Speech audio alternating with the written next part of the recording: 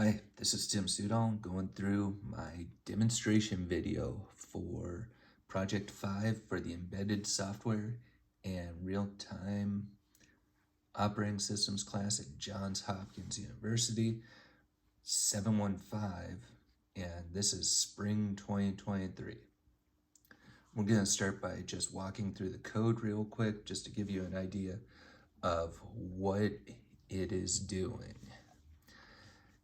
The top, you just do your includes. For this one, we needed to include the headers that took care of the display, the Wi-Fi, grabbing the or sending the GET request and getting the response back, as well as a JSON parser.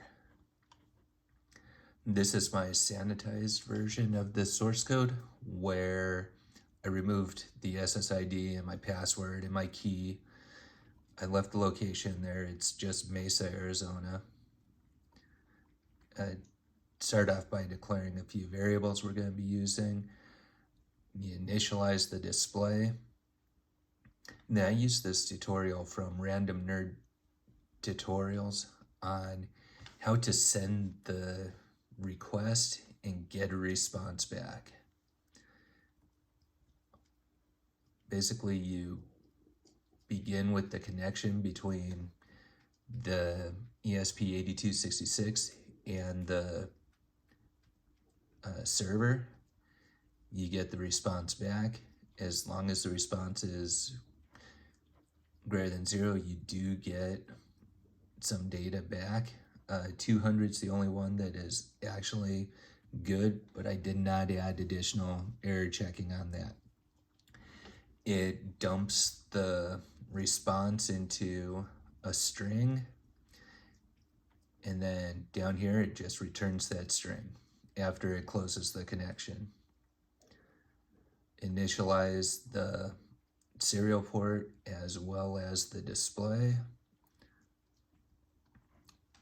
Just add some serial debugging information to let anybody who's using a serial monitor understand what's happening.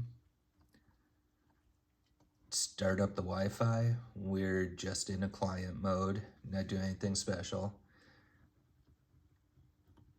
Using variables for the SSID and the password just to make it easy to change in case anybody else uses the code in the future. That way it's not listed here in plain text. It makes it easy to remove if it's being posted in public. This first part is just giving some status updates to the user. It starts by the display saying that it's connecting to the Wi-Fi. It goes through a little wait period as it's waiting to connect. And then once it's done connecting, to prove that it's connected, it shows the local IP address just as a way to know that, okay, yes, it did connect. After that, it waits 5 seconds before continuing on. It fills the buffer with that string that we get from the pulled data routine we went through before. And running that through the JSON parser gives us our OPM parser variable that has the JSON data in it.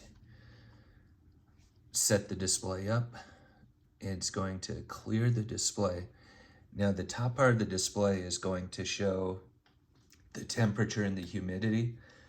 The bottom part is going to show the expected minimum and maximum, so high and low temperature for the day.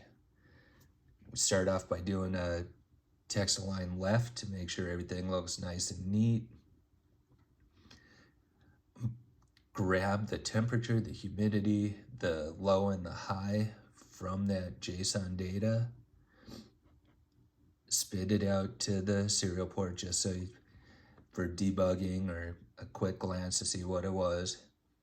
And then we do the string draws.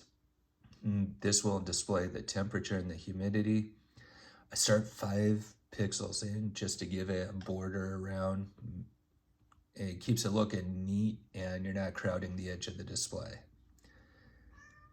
And then after it does the temperature and humidity, which are the two requirements for this project, it goes down and does a text align center and spreads the expected low and high across the whole display.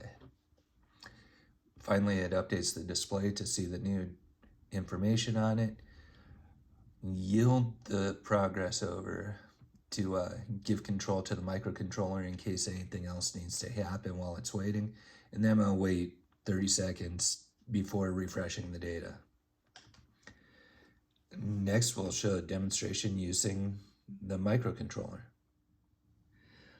This is just my real simple circuit, and it's got the ESP8266 there on the left, and it's got the display on the right. You can see there's just 4 connections between them. Currently it's powered off. I am going to go ahead and power it on.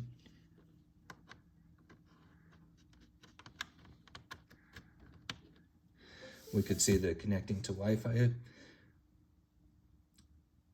And now it's connected and shows the local IP just to let you know it is in fact connected. And here it's showing the temperature, the humidity, and then the expected low and the high for today. Between my first test run video and this one, the high actually dropped 1 degree. So every 30 seconds it will refresh that display. Unless something exciting is going on, it's not going to see any huge shifts. So that concludes my video demonstration. Thank you.